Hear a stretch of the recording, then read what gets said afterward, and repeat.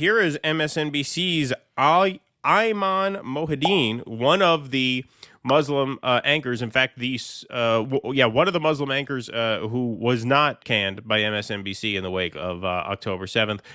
He's on here pushing his luck a little bit, giving Kamala Harris a little bit of a nudge, showing her some polling data, which actually suggests that changing her Israel policy for the better would do her some good in the polls, and he cites some swing state polling data as evidence. So let's take a look at this clip. What you also wouldn't know from how both candidates handled this issue is that most voters in America do not like it. A new YouGov poll for the Cato Institute released a day before the debate found that a majority of likely voters in swing states, Pennsylvania, Michigan, Wisconsin, favored an immediate ceasefire in Gaza.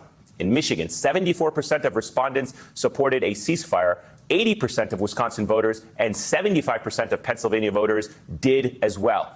Across all three swing states, more than 88% of Democrats supported an immediate ceasefire, while more than 78% of independents supported one.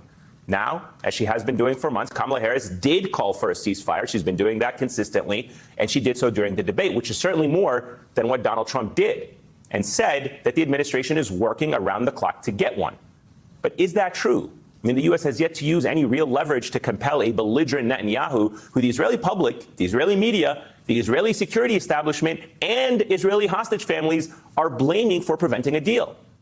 And the U.S., of course, does have a lot of leverage, being Israel's main weapons supplier. And in fact, Harris was specifically asked about this issue on CNN recently.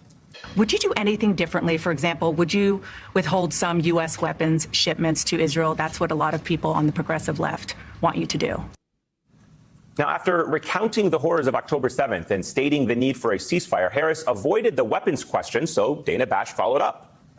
But no change in policy in terms of arms and so forth? No, we have to get a deal done. No change in policy. But here's the thing. It's not just the progressive left that are actually calling for one. According to that same YouGov poll, a majority of voters in Rust Belt states, swing states, also supported making military aid to Israel conditional or not supplying it at all. 56% in Michigan, 61% in Wisconsin, 51% in Pennsylvania. These are the very voters who may decide this election. Indeed. So the question that would be on your mind if you a were lot concerned, of truth bombs for MSNBC. Does this guy still have a job? Yeah, I guess so. They didn't Donahue this guy yet? Not yet. Wow. He is taking a chance there with that segment. Now, the question on your mind, if you were concerned purely with getting votes, if you're David Plouffe, you have no politics whatsoever, you'll sell hope and change when it's Obama, then you'll help Uber and Lyft crush workers, then you'll go support Kamala Harris on her staff, right? If you're one of these people who you're only concerned with vote counting, what he's saying is true. It makes perfect sense to, at this point, come out and radically shift your Israel policy to the left, because that is where voter sentiment, even in swing states, very clearly is. The only possible consideration you could have to make is, are there enough Michael Rappaports out there who haven't defected to Trump yet, who would defect to Trump if I went out on a limb and took a more anti-Israel stance? Would I lose enough of them to make up for this fairly large percentage of the population who, if you came out and said, we're going to do an arms embargo, would be very inclined to for you? The answer is clearly not. You talk to people in the streets, like you talk to them in Chicago, Russell, they're all voting for Jill Stein. If Kamala Harris and Joe Biden signed an arms embargo to Israel now, because don't forget, they are the incumbent, as much as they're running like they're not. They are the incumbent. Were they to take an action like that now, it would, without a doubt, increase their polls in the places that matter, as that segment just showed. So if they're not willing to do that, what that tells you is that it's really not so much about winning votes, right? I mean, they would rather lose the election and maintain their relationship with the Israel lobby and the sphere of very influential people and organizations around the Israel lobby than actually boost their numbers in swing states, because that polling is pretty devastating for Israel. You have more than half not only calling for a ceasefire. Ceasefire is about 80%. And that is amongst everybody, including 78% of independents.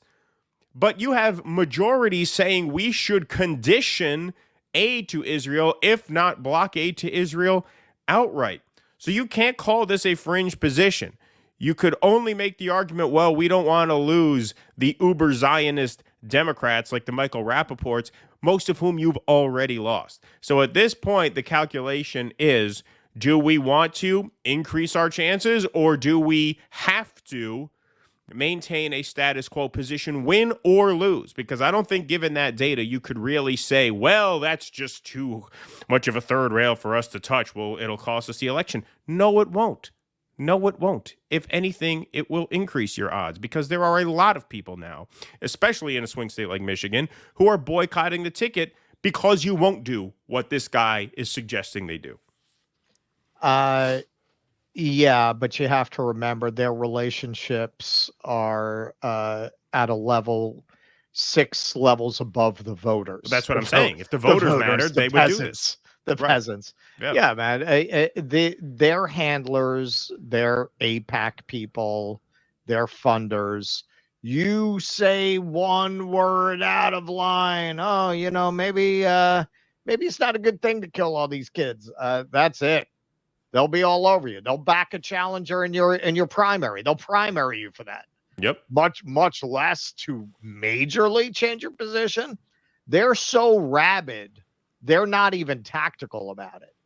They don't give a shit. You say one word that is not from the hymnal, and they're going to be all over you. That's what it is. In the end, the blowback they're going to get from a lot of their funders and a lot of their relationships, it's not worth it for them. That's right. That's right. That's why you can't really exert the kind of pressure on the government that you would need to without a general strike, shut it the fuck down approach. Because even lobbying them for votes, with votes, even coming to them and saying, look, 78% of Rust Belt independents want this. If it were any other issue, hey, look, 80% of independents in Pennsylvania, Michigan, and Wisconsin want policy X. They would go for policy X. It's a no-brainer. Except this one. This one.